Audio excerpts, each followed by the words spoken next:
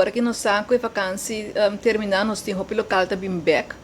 E agora é tão importante para recordar que o caso de sarampi está subindo para o mundo e também para estar consciente que sabe se não está na rua back e não está presente e não sabe que não vai uma área, um país onde o caso de sarampi e aqui na rua não está presente quentura, não está presente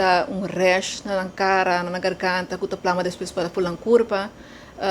não tem nícer, não tem sintomas de gripe. Para ter em conta que essa aqui porta, não é certa, mas porta sarampi. Então, se ora eu tomar contato com um doutor de casa, para não a instrução que eu passe, para nós por mitigar que se tem sarampi, com mais gente a bordo contagiar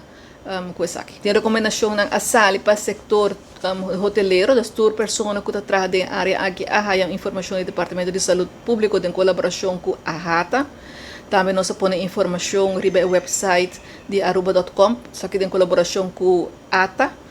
Nós estamos agora aqui trabalhando por o local de trabalhar e nós estamos logrando para pôr informação aqui no nosso Aruba ID Card, de modo que o tour local que está regressar, para também tour turista que está chegando a Aruba, por aí informação aqui para não saber preciso onde para ir, o que para fazer, em caso que não começa a apresentar sintomas de sarampi.